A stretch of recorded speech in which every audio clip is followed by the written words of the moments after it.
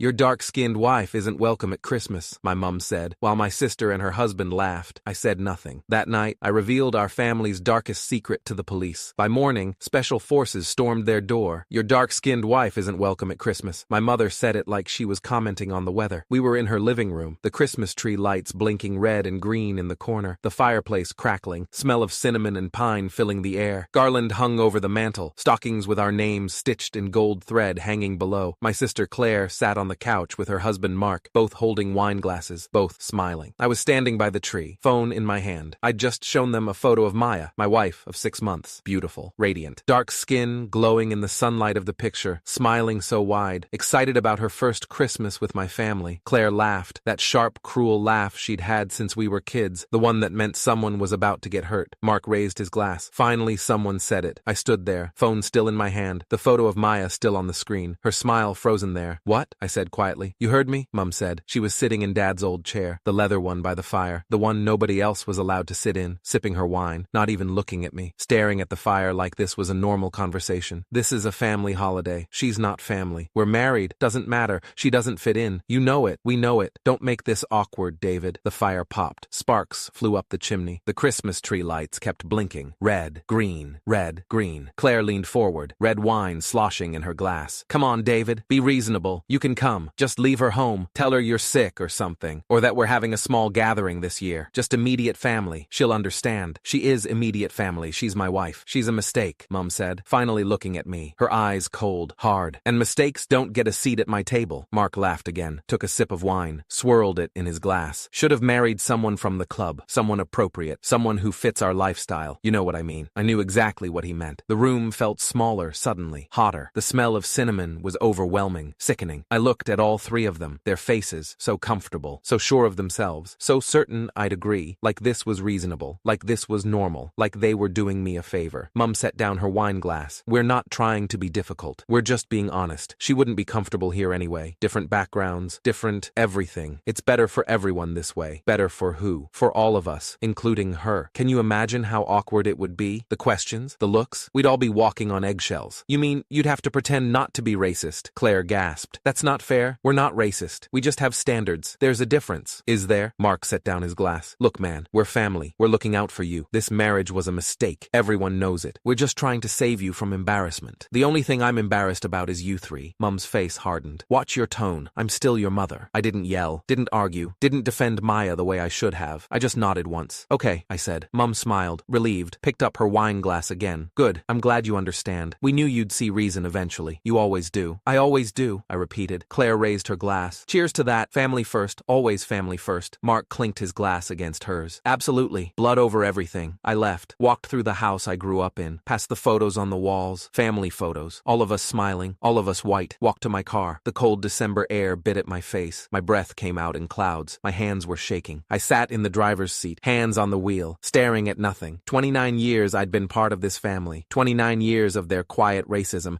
their hidden prejudice, their careful cruelty, and I'd said nothing, done nothing, just nodded and smiled and went along. Not anymore. I drove home. Maya was in the kitchen when I walked in, baking cookies, wearing her red apron, the one with snowflakes on it that she'd bought specifically for Christmas, humming Christmas carols. The apartment smelled like sugar and vanilla and home. "How'd it go?" she asked, turning to me, flower on her cheek, smiling so wide, so hopeful. "Do they like the wine we picked? Was that the right choice?" I wasn't sure. "Fine," I said. "They're excited to meet you." Her face lit up. She practically ran over, hugged me, got flour on my shirt. I didn't care. "I'm so nervous. I want them to like me so badly. I've been practicing conversation topics. I made a list. Do you think that's weird? It's probably weird, but I just want to make a good impression." "They'll love you," I lied. The words tasted like ash in my mouth. She pulled back, looked at me, her dark eyes searching mine, reading me the way she always could. "You okay? You seem quiet. Did something happen?" "Just tired. Long day. Go sit. I'll bring you cookies when they're done. And hot chocolate with the marshmallows you like." She kissed my cheek, went back to the oven. I watched her. This beautiful, kind, brilliant woman. This woman who'd chosen to love me, who'd said yes when I proposed, who'd built a life with me, and my family had just told me she wasn't welcome because of her skin color. That night, she fell asleep on my chest, happy, content, dreaming about Christmas dinner,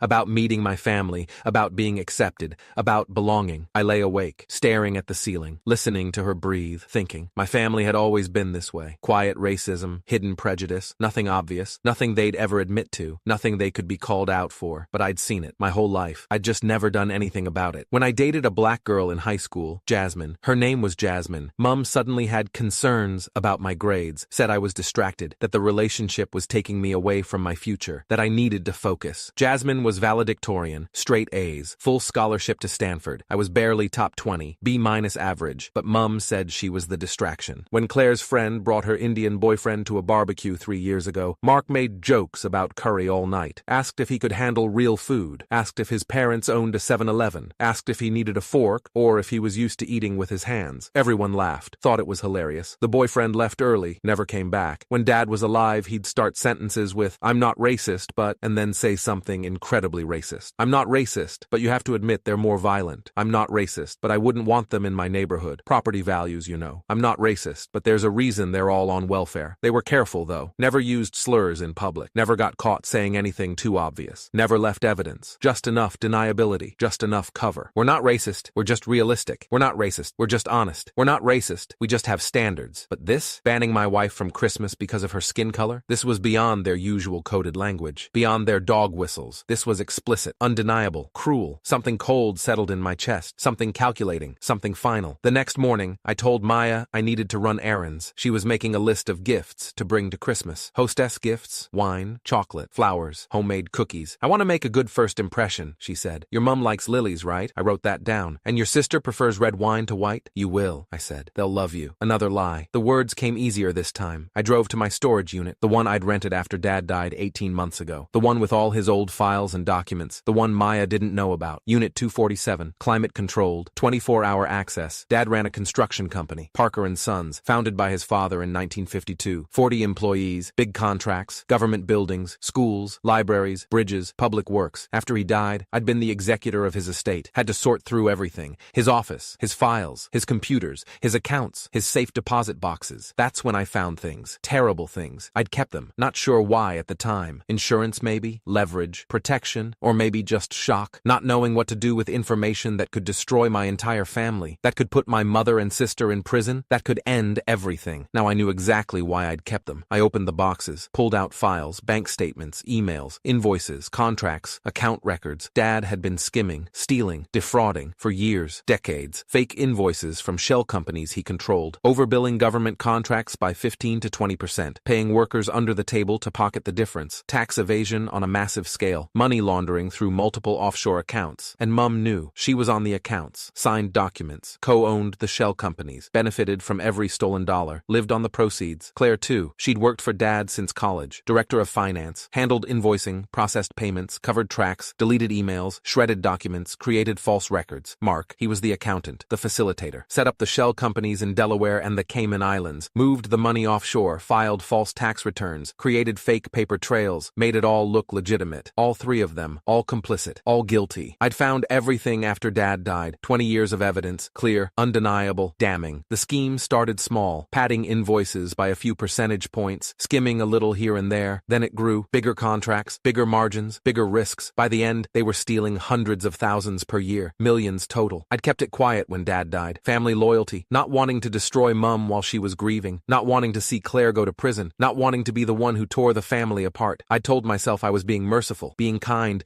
being a good son and brother, but really, I'd just been a coward. Not anymore. They'd banned my wife from Christmas because of her skin color. Family loyalty died right there. I took photos of everything, every document, every bank statement, every email, every invoice, every contract, every account record, hundreds of photos, thousands of pages, organized them by date, by type, by amount, by relevance, created a timeline, a narrative, a story that any prosecutor could follow. Then I went home. Told Maya the errands took longer than expected, helped her finish the cookies. That night, I uploaded everything to an encrypted cloud drive, made 3 backup copies on external hard drives, hid one at work in my locked filing cabinet, one at my friend's house in his garage, one in a safety deposit box at a different bank than the one my family used. Then I called a number I'd saved 18 months ago when I first found the files, when I first realized what Dad had done, what they'd all done. FBI Financial Crimes Division, Federal Plaza, Manhattan Field Office. "I have information about a large-scale fraud case," I said. "What kind of fraud, sir?" "Government contract fraud, tax evasion, money laundering. Over 20 years, $23 million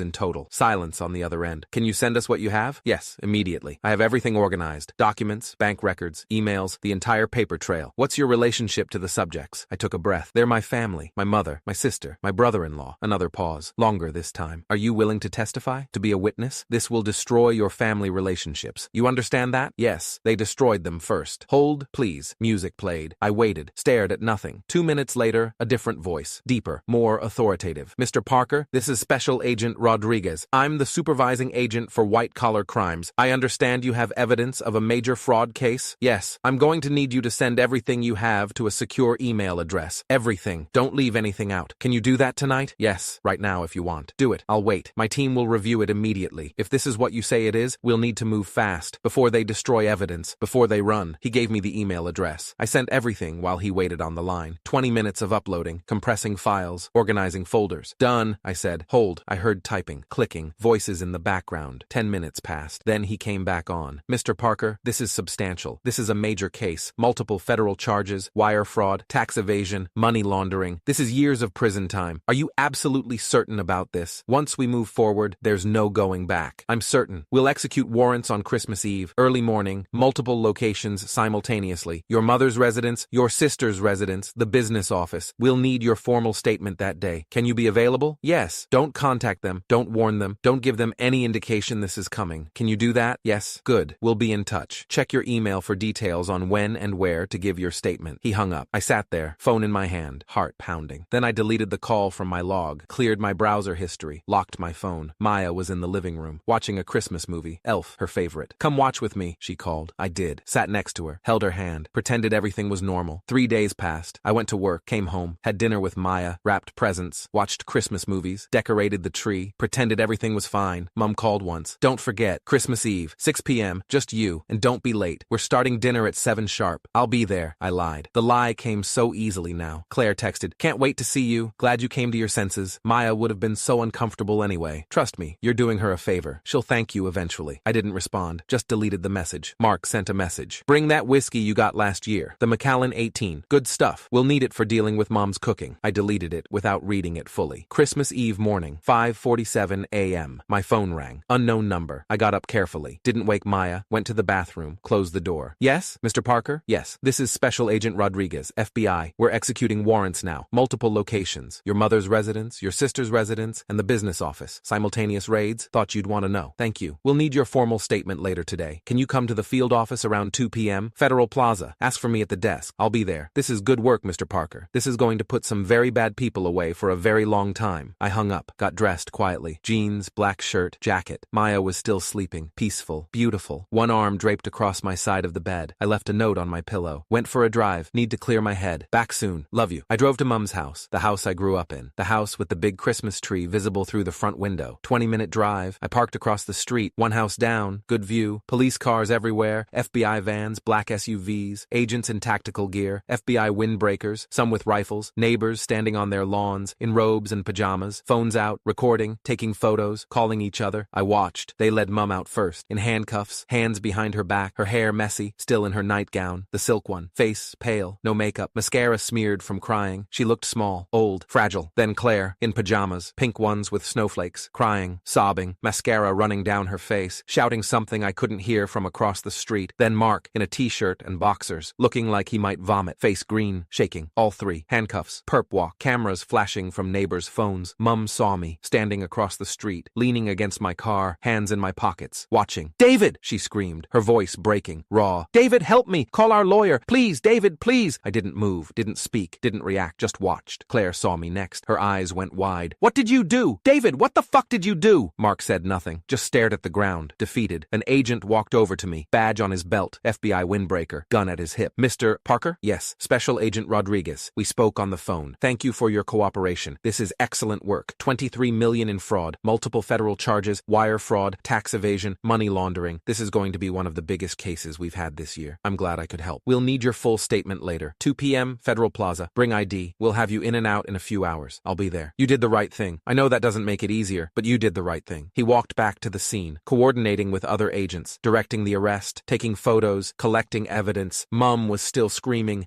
David, please! We're your family! How could you do this to us? To your own mother! Claire was being loaded into a vehicle, FBI van, still crying, still shouting, struggling against the agents. Mark looked like he was in shock, just standing there, handcuffed, staring at nothing. They loaded them into separate vehicles. FBI protocol. No contact between suspects. No communication. No no coordination. Drove away. Lights flashing. No sirens. Too early for sirens in a residential neighborhood. The house sat empty. Front door open. Agents still inside. Collecting evidence. Taking photos. Documenting everything. Christmas tree still blinking through the window. Red, green, red, green. I got in my car, started the engine, drove home. Maya was in the kitchen, coffee brewing, still in her pajamas, hair messy from sleep, yawning. "Where were you?" she asked, pouring coffee into 2 mugs. "I woke up and you were gone. Took a drive. Needed to think. Clear my head. About what? Christmas plans. I think we should stay home this year. Just us. No family." She turned around, smiled, walked over, hugged me. "Really? I thought you wanted me to meet your family. You've been talking about it for weeks." "I changed my mind. They're not worth it. They're not worth your time." "Are you sure? I don't want to be the reason you miss Christmas with your family. You're not. Trust me. They're not worth knowing. We're better off just us." She hugged me tighter. "Just us sounds perfect. We can cook together, watch movies, stay in our pajamas all day." Exactly. My phone buzzed in my pocket. News alert. 3 arrested in 23 Maller fraud scheme. Federal investigation ongoing. Mother, daughter, and son-in-law accused of decades-long government contract fraud. More arrests expected. I pulled out my phone. Deleted the notification without reading the full article. "Everything okay?" Maya asked, looking at my face. "Perfect," I said, and for the first time in days, I meant it.